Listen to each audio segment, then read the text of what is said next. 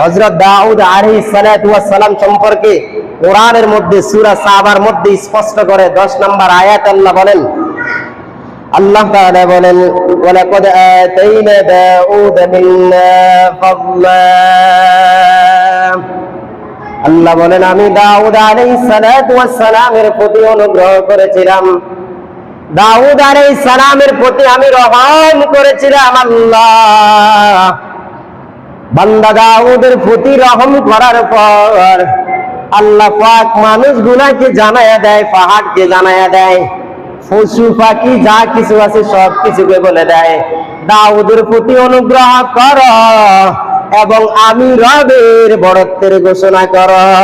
সুবহানাল্লাহ। কেমন মুজিজা দিয়েছেন দাউদ আলাইহিস সালাতু ওয়াস সালামকে। আল্লাহ তাআলা বলেন, ইয়া জিবালু আউবি মাহু ওয়াত-তায়র। আল্লাহ বলেন, দাউদ আলাইহিস সালামকে আমি তার প্রশংসা করার জন্য তার প্রতি এমন রহমত আমি আল্লাহ তাআলা দান করেছিলাম। আমি পাহাড়কে ডেকে ডেকে ডেকে বলতেছি, হে পাহাড় তোমরা দাউদের প্রতি অনুগ্রহ করো। উড়ন্ত পাখিরা যখন আকাশের মধ্যে উড়ে উড়ে উড়ে উড়ে যায়, আমি ওই পাখিগুলাকে অত্যয়ের শব্দ ব্যবহার করে বলেছিলাম, হে পাখিরা তোমরা দাউদের প্রতি অনুগ্রহ করো এবং আমি রবের বড়ত্বের ঘোষণা করে দাও। সুবহানাল্লাহ। আর জোরে বলেন, কার বড়ত্বের ঘোষণা করার জন্য বলেছেন? আল্লাহর বড়ত্বের ঘোষণা করার জন্য বলেছেন। দাউদ আলাইহিস সালামকে এত মুজিজা আল্লাহ তাআলা দিয়েছেন। আল্লাহ বলেন, ওয়ালান্না লাহুল হাদীদ চুনায়াত কদরে কয়ুমে কল দরকে পেদা উদে আহিন মুমে কর। আল্লাহ তাআলা বলেন, আমি দাউদ আলাইহিস সালামের হাতের মধ্যে এমন শক্তি দিয়েছিলাম, আমি লোহাকে দাউদের হাতে দিয়ে বলেছিলাম, এই লোহা তুমি মোমে পরিণত হয়ে যাও। কিসে পরিণত হয়ে যাও? মোমে পরিণত হয়ে যাও। দাউদ আলাইহিস সালাম লোহাকে হাতে নিয়ে এভাবে মোম তৈরি করতেন, আর ওই মোম দিয়ে যে আসবাবগুলা বানাইতে চায় আমি দাউদকে দিয়েছিলাম, তুমি যা কিছু বানাও মোম দিয়ে বানাও, কিন্তু তোমার আগুনের প্রয়োজন হবে না, হাতুড়ির প্রয়োজন হবে না। হাতুড়ি দিয়ে বাড়িয়ে বাড়িয়ে এই লোহাকে তুমি গলাইতে হবে, আগুনের মধ্যে গরম করে করে তুমি গলাইতে হবে না। না না, আমি আল্লাহ তাআলা তোমাকে এমন পাওয়ার দিয়েছিলাম দাউদ, তুমি যখন লোহাটা হাতে নিবে আর ওই লোহা মোমে পরিণত হয়ে যাবে। সুবহানাল্লাহ। লোহা কিসে পরিণত হবে? মোমে পরিণত হবে। আমার আপনার হাতে লোহা আসলে কি মোমে পরিণত হবে? বলেন। আমরা কি করতে হয়? আগুনের মধ্যে পুড়ে পুড়ে লাল বানাইয়া এই লোহাটাকে হাতুড়ি দিয়ে বাইরাইয়া বাইরাইয়া গলাইতে হয়। তারপরে দাও বড়ি বটকি কাশি কোদাল কুঠার এগুলা বানাইতে হয়। আল্লাহ বলেন, দাউদকে যখন আমি এমন পাওয়ার দিয়েছিলাম, দাউদ এগুলা আগুনের মধ্যে পোড়ানোর প্রয়োজন নাই। দাউদ শুধু লোহাটা হাতে নিয়া যা বানাইবে, শুধু হাতে নিয়ে গলায়া গলায়া যে বস্তু বানাইতে চায় ওই বস্তু বানানোর জন্য আমি দাউদকে সেই শক্তি দিয়েছিলাম। সুবহানাল্লাহ। দাউদকে এত পাওয়ার দিয়েছে। এবং কি দাউদ আলাইহিস সালাম কেমন কণ্ঠের অধিকারী ছিলেন? দাউদ আলাইহিস সালাতু ওয়াস সালামের কণ্ঠ এমন সুন্দর। দাউদ আলাইহিস সালাতু ওয়াস সালাম যখন জাবুর কিতাবটা তেলাওয়াত করেন এবং কি মানুষগুলা তো ঘুরে ঘুরে ঘুরে ঘুরে চতুর্দিক দিয়ে বেষ্টনী করে বসে থাকতো।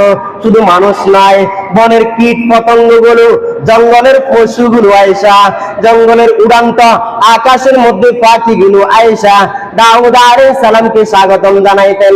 আল্লাহ বলেন, এই শক্তি আমি দিয়েছিলাম দাউদকে। অতএব পক্ষীগুলোরা আয়েশা চতুর্দিকে ঘেরাও করে করে করে করে করে দাউদ আলাইহিস সালামের জাবুর কিতাবের কণ্ঠের তেলাওয়াত শুনতেন। দাউদ আলাইহিস সালাম যদি জাবুর কিতাব তেলাওয়াত করলে এত সুন্দর হয়, আমার আল্লাহর যেই কোরআন বানিয়েছে এই কোরআন তেলাওয়াত করলে কতই না সুন্দর হবে। সুবহানাল্লাহ। আর এই কোরআনকে বর্তমানে অবমাননা করা হয়নি? বর্তমানে কোরআনকে নিয়ে কি করা হয়? অবমাননা করা হয়। অথচ আল্লাহ তাআলা এই কোরআন রাহমাতুল লিল আলামিনকে দিয়েছেন। এই কোরআন দুনিয়ার জমিনের মানুষের জন্য হেদায়েত স্বরূপ হিসাবে আল্লাহ পাক হাবিবকে পাঠায়া বলে দিয়েছিলেন। এই মানুষগুলো যখন বর্বরতার যুগ ছিল, এই মানুষগুলো দিন পেল না, নবীর মাধ্যমে দিন শিখায়া আল্লাহ পাক রব্বুল আলামিন নবীকে পাঠায়া উম্মতকে দামি বানায়া দিলেন। আর সেই কিতাবকে এখন বর্তমান জগতের মানুষগুলো লাঠি মেরে মেরে অবমাননা করতেছে। নাউযুবিল্লাহ। আর যারা বলেন এই কোরআনকে অবমাননা করা হয়। আল্লাহর কোরআন, যেই কোরআনের মাধ্যমে বরকত, যেই কোরআনের মাধ্যমে রিজিক দেয়, যেই কোরআন তেলাওয়াত করলে আপনাকে সুস্থ করে দেয়, যেই কোরআন তেলাওয়াত করলে অভাব অনটন দূর করে দেয়, যেই কোরআন ঘরে থাকলে রহমত বরকত নাজিল হয়, যেই কোরআন তেলাওয়াত করলে আপনার অবিবাহিত মেয়েকে বিবাহের ব্যবস্থা করে দেয়, যেই কোরআন থাকলে আপনার ঘরে তেলাওয়াত করলে এই কোরআনের মাধ্যমে আল্লাহ তাআলা আপনার ঋণ পরিশোধ করে দেওয়া হয়, যেই কোরআন তেলাওয়াত করলে হঠাৎ অ্যাক্সিডেন্ট থেকে আল্লাহ তাআলা হেফাজত করেন, যেই কোরআন তেলাওয়াত করলে আপনার মেজাজ ঠিক থাকে, যেই কোরআন তেলাওয়াত করলে আপনার হাতে শক্তি জোড়ায়, যেই কোরআন তেলাওয়াত করলে মাথার মেজাজ ঠিক থাকে, যেই কোরআন তেলাওয়াত করলে চোখের পাওয়ার বেড়ে যায়, যেই কোরআন তেলাওয়াত করলে হাঁটতে শক্তির প্রয়োজন তেমনটা হয় না, যেই কোরআন তেলাওয়াত করলে হৃদয়টা আলোকিত করে দেয়, যেই কোরআন তেলাওয়াত করলে মানুষ সকাল থেকে সন্ধ্যা পর্যন্ত কোন কাজে যাইবে, কোন কাজে সময়টা ব্যয় করবে আল্লাহ পাক তার মাথার ভিতরে ঢুকায়া দেয়। আর সেই কোরআনকে আমরা অবমাননা করে, আজকে এই কোরআনকে যারা অবমাননা করে তাদের বিরুদ্ধে কোনো আইন জারি নাই। আজকে আপনি আর আমি যদি একজন নেতার বিরুদ্ধে সকাল বেলা কথা বলি, বিকাল বেলা আপনাকে গ্রেফতার করবে, ঠিক কিনা বলেন? করবে না? এটার নাম হলো বাংলাদেশ। আমরা যেই কোরআনকে ভালোবাসা, যেই কোরআনের কারণে নবীকে আমরা চিনতে পেরেছিলাম, যেই কোরআনের কারণে সাহাবায়ে কেরামের মান মর্যাদা বেশি ছিল, যেই কোরআনের কারণে উম্মতে মুহাম্মাদের সম্মান বেড়ে গেল, যেই কোরআনের কারণে নারীগুলাকে জীবিত দাফন করত, ওই নারীগুলাকে আল্লাহর রাসূলের কারণে সম্মান বেড়ে দিয়েছে, ঠিক কিনা বলেন? এই কোরআন যদি না থাকতো এই দুনিয়াটা আরো আগে আল্লাহ তাআলা উলট পালট করে দিতেন। কিন্তু এই কোরআনের কারণে যতদিন কোরআনের কথা চলবে, আলেম ওলামারা কথা বলবে, দ্বীনের পথে কথাগুলো বলবে, হাদিসের কথাগুলো বলবে, আল্লাহর কথাগুলো বলবে, আল্লাহর বড় কথাগুলো বলবে, ততদিন পর্যন্ত লা তাকুমুস সাআ হাত্তা ইয়াকুলু ফিল আরদি আল্লাহ আল্লাহ, দুনিয়ার জমিনের মধ্যে কিয়ামত হবে না, হবে না, হবে না। সুবহানাল্লাহ। সেই কোরআনকে অবমাননা করা হয়। কেমন সহজ কথা! কোরআন শরীফ, আল্লাহর কোরআন ধরলেই শরীরের মধ্যে কম্পন শুরু হয়ে যায়। আর ওই কোরআনকে নিয়ে অবমাননা করে। আল্লাহ তাআলা এদেরকে সহি বুঝ দান করুন, সকলে বলে আমিন। আমরা যেন যতদিন জীবিত থাকি এই কোরআনকে ভালোবেসে যাইতে পারি। আল্লাহর কাছে দোয়া করি আল্লাহ তাআলা যেন এই কোরআনের সাথে আমাদেরকে এক রেখে আল্লাহর হাবিবকে মুহাব্বত করে আল্লাহকে ভালোবেসে মৃত্যু পর্যন্ত আমরা থাকতে পারি, সকলে বলে আমিন। কোরআন যদি না থাকতো, দুনিয়া থাকতো বলেন? হাদিসের কথাগুলো যদি না বলতো, মানুষ কোনটা পাক কোনটা না পাক, কোনটা হারাম কোনটা জায়েজ কোনটা না জায়েজ, কোনটা শরীয়তে শুদ্ধ কোনটা সহি নাই, এগুলা জানতে বলেন? কোরআন দিয়ে রিসার্চ করে করে কোনটা বান্দার জন্য হালাল হবে, কোন খানা খাইলে বান্দার দেমাগে শক্তি বাড়বে, কোন খাবার খাইলে বান্দার মজবটা ভালো থাকবে, আল্লাহ তাআলা সবকিছু কোরআনের মধ্যে উল্লেখ করে দিয়েছিলেন। রাসূলের আরবির মাধ্যমে সবকিছু জানাইয়ে দিয়েছিলেন। কিতাবাদির মাধ্যমে, মাসলা মাসাইলের মাধ্যমে, বান্দা তুমি এই কাজ করো তাহলে এই কাজে সঠিক, আর এই কাজে যাও না এই কাজ বেঠিক। আর আমরা যে যারা কথাগুলো বলি এগুলা কি কোরআনের বাইরে বলি বলেন? এগুলাই কোরআনের বাইরের কথা। আল্লাহ তাআলা দাউদ আলাইহিস সালামের মতন নবীকে কোরআনের মধ্যে স্পষ্ট করে আল্লাহ তাআলা দাউদ আলাইহিস সালামের বড়ত্বের গুণগানের কথা বলেছিলেন। বলতেছে আমি দাউদকে তার প্রতি রহম করেছি, তোমরা সবাই আমি আল্লাহর প্রতি তোমরা কি করো? আল্লাহর বড়ত্বের ঘোষণা করো। একমাত্র ভালোবাসলে কাকে বাসবো বলেন? কয়দিন বাসবো?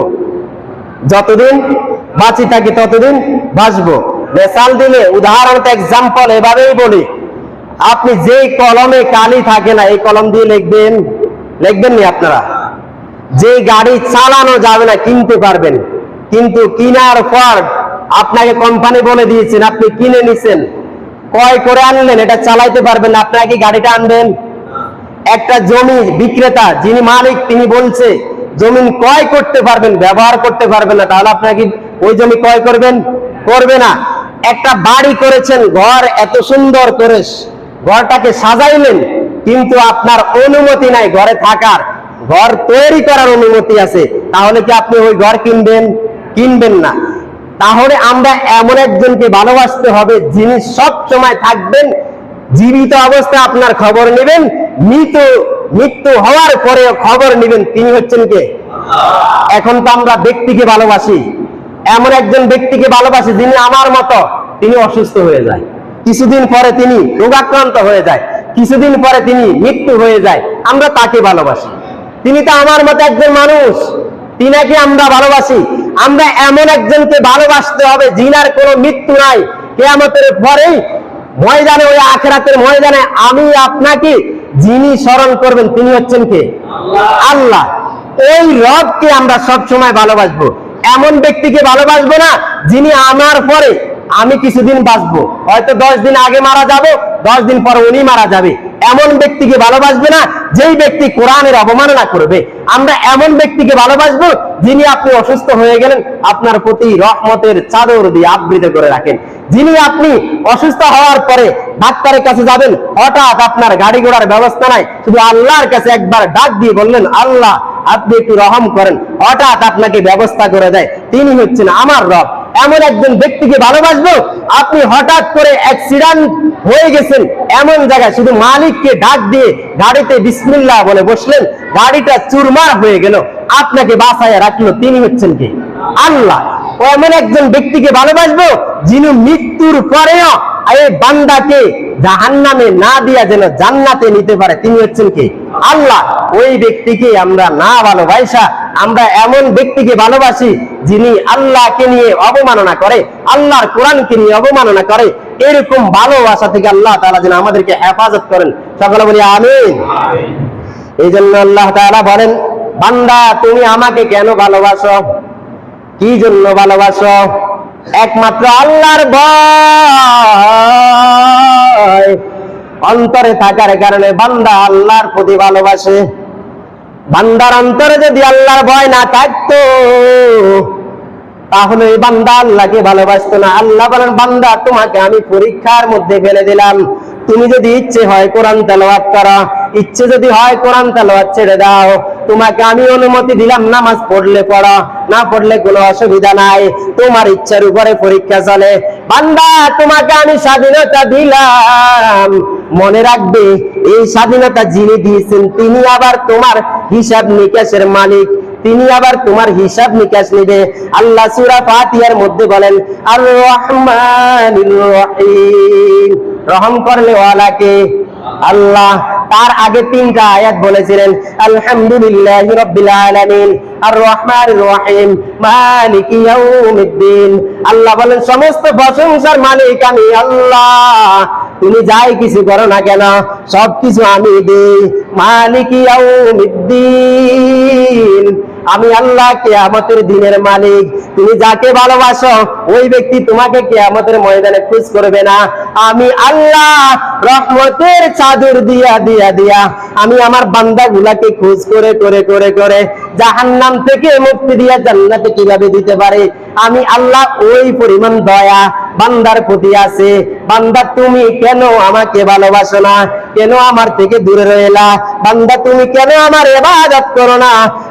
আলাম ইয়ালাম বিআন্নাল্লাহা ইয়ারা। আল্লাহ বলেন বান্দা তুমি যাই করো তোমার কলিজাটা যেন লড়াচড়া করে কিনা। বলেন মানুষের কলিজাটা লড়াচড়া করে, এই কলিজাটা নাড়াচড়া যে সময় করে আমি আল্লাহ ওই আওয়াজটাও শুনতে পাই। মানুষ চোখ দিয়ে এভাবে একজন আরেকজনকে ইশারা দেয়, এই ইশারার মধ্যে কোনো আওয়াজ হয়েছে কিনা? কি মারলো? চোখের ইশারা মারলো, শুধু ইশারা যদি মারা আওয়াজ হয়? আওয়াজ হয় না। আল্লাহ বলেন এই ইশারা যে মারলা আমি আল্লাহ এই ইশারার আওয়াজটাও শুনি। তুমি নিঃশ্বাস ফালাও, আমি নিঃশ্বাসের আওয়াজটা শুনি। তুমি যে কানের ভিতরে আমি পর্দা দিয়েছি, ওই পর্দার মধ্যে টিং টিং টিং করে যখন আলোচনাগুলো শোনা, ওখানে বাড়ি মারে। তুমি বান্দা বুঝো না, আমি আল্লাহ বুঝি।